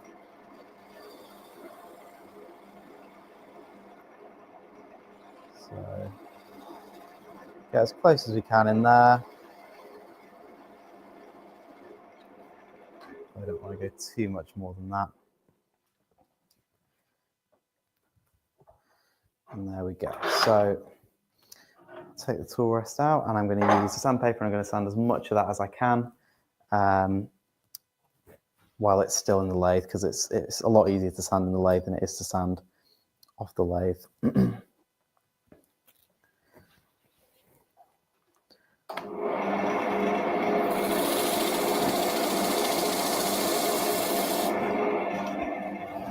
Extractor back on.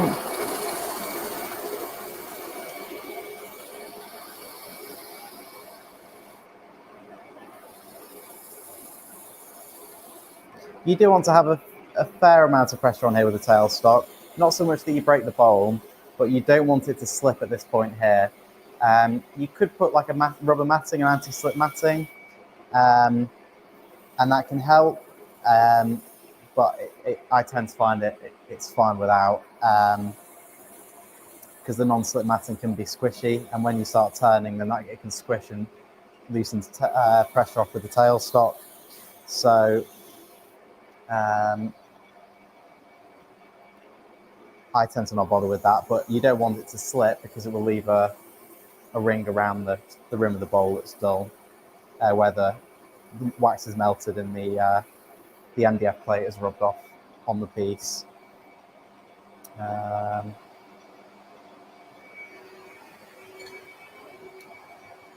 So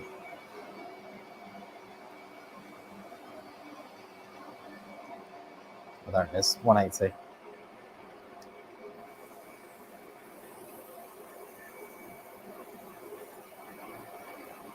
A little bit with 180, then 240,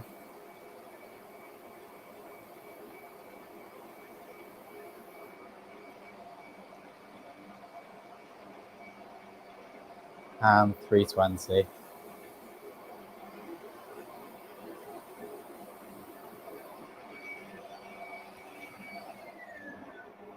There we go. Now this can come off the lathe.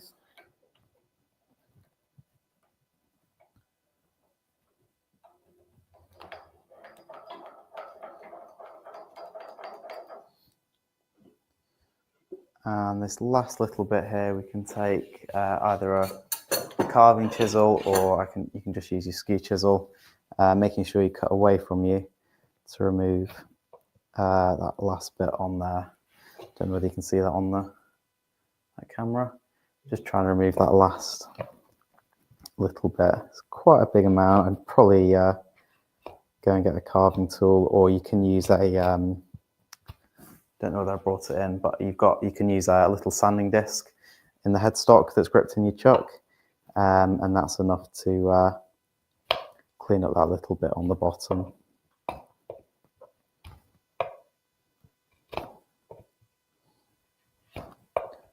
won't spend too long on this because it's going to take 5 minutes to get that off. But so you remove this with your tool to get rid of that little nub on the bottom. Then you put your sanding sealer on there, denib it with the nye web. There, then you wouldn't need to. I wouldn't bother putting any cut and polish on there just because it's the bottom. You're not really going to be able to see it, and it's you'll get a good finish with just the microcrystalline wax. So you put the microcrystalline wax on top, and then buff it by hand, and then that'll be your finished bowl. There we go.